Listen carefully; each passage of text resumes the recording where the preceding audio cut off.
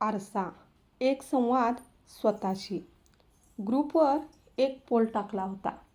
आरशात स्वतःला पाहिल्यावर तुमच्या मनात सर्वात आधी कोणता विचार येतो? सोबत उत्तराचे 4 पर्यायही दिले होते. 1. मी किती थकलेली दिसते. 2. मी स्वतःमध्ये फक्त त्रुटी शोधते. 3. मला स्वतःला बघून खूप छान वाटतं. 4. मी स्वतःकडे नीट बघणं टाळतेच.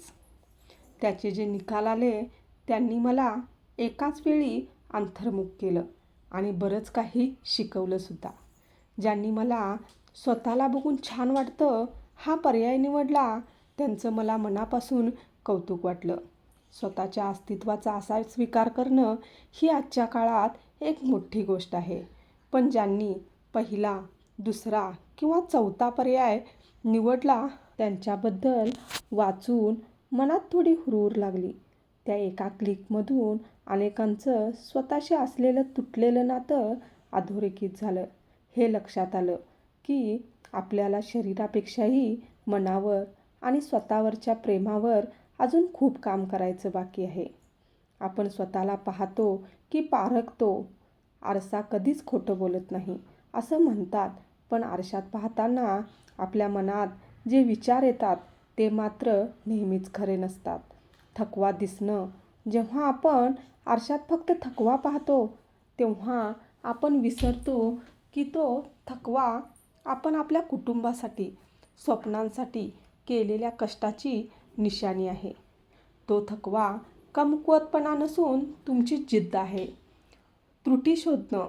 नाक कसं आहे, डोळ्याखाली काळी वर्तुळं का आहेत, वजन वाढलंय का? आपण स्वतःचे सर्वात मोठे टीकाकार बनतो. आपण स्वतःमध्ये माणूस शोधण्याऐवजी दोष शोधू लागतो. बघणं टाळणं हा सर्वात वेदनादायी टप्पा आहे. जेव्हा आपण स्वतःच्या नजरेला नजर देऊ शकत नाही तेव्हा आपण स्वतःपासूनच दूर पळत असतो.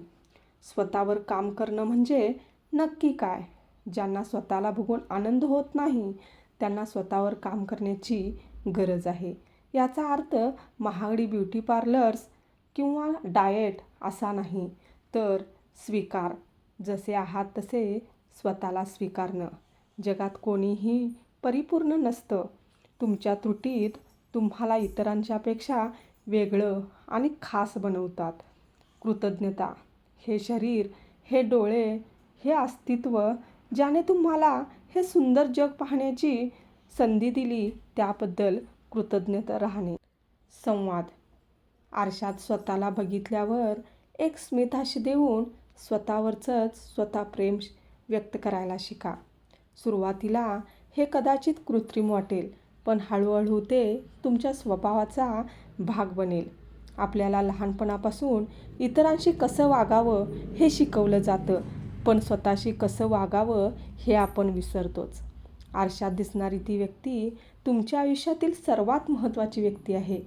ती व्यक्ती थकलेली असेल, तिला काही जखमा असतील किंवा तिच्यात काही त्रुटी असतील तरीही ती तुमची स्वतःचीच आहे.